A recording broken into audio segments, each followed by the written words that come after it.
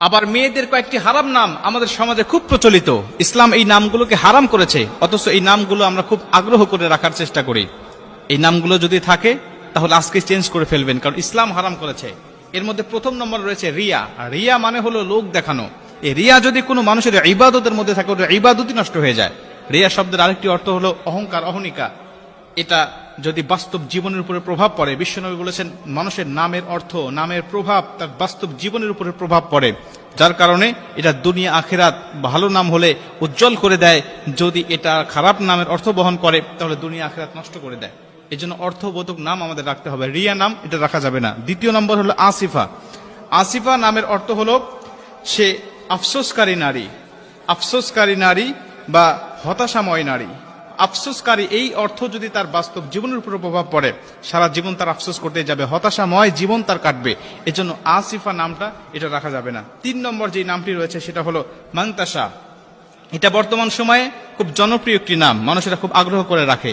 আগ্রহ করে রাখার পিছনে একটি কারণ আছে, সেটা হলো এর আবিধানিক যে আরবি অর্থটা আছে এটা আমরা অনেকেই জানি না। গুগলে সার্চ দিয়ে আমরা অর্থ খুঁজি, অর্থ দিয়ে মান্তাসার অর্থ খুঁজতে গেলে গুগল বলবে এর অর্থ হলো যে সে হলো গুরুত্বপূর্ণ বা মূল্যবান, এর অর্থ আসবে গুগলে। কিন্তু প্রকৃত আরবি অক্ষর আল্লাহ পাক সূরা আল ইমরানের মধ্যে বলে দিয়েছে অত ইজ্জু মাংতাসা অত জিল্লু মাংতাসা বিয়াদিকাল খাইর। এর আবিধানিক আরবি অর্থ হলো, এর অর্থ হলো যে তুমি যা ইচ্ছা তাই করো, তুমি যা ইচ্ছা তাই করো। আল্লাহ পাক বলেন আমি যাকে ইচ্ছা সম্মান দান করি, যাকে ইচ্ছা আমি আল্লাহ পাক বেইজ্জতি দান করি। এজন্য আল্লাহ পাক বলছে অত ইজ্জু মাংতাসা অত জিল্লু মাংতাসা। এই মাংতাসাটা আমরা এটাকে ব্যবহার করি খুব ভাবি যে আরবি কোরআনের মধ্যে আছে, নামটা কোরআনে থাকলেই যেটা ব্যবহার করতে হবে বিষয়টা এমন নয়, অর্থটা কোনটা হয় এটা আমাদের খেয়াল রাখতে হবে। 4 নম্বরে যে নামটি রাখতে আমাদের সমাজে দেখা যায় খুব, সেটা হলো মাসুমা। মাসুমা হলো চির নিষ্পাপ বা যার কোনো গুনাহ নেই, চির নিষ্পাপ। এটা কোনো মানুষ হতে পারে না নবীরা ছাড়া, একমাত্র চির নিষ্পাপ যার কোনো গুনাহ নাই একমাত্র নবীরা। মানুষের কম বেশি গুনাহ থাকবে, অতএব এই নামের অর্থের দিক বিবেচনা করে উলামা একরামগণ মুফাসসির মুহাদ্দিসুন বলে যে এই নামটিও রাখা যাবে না। 5 নম্বরে যে নামটি সেটা হলো মারিদা বা মারিদা। এই মারিদা শব্দের অর্থ হলো অসুস্থ, অসুস্থ, রোগা, সে সবসময় অসুস্থ হয়েই থাকে, এরকম একটি অর্থ বহন করে।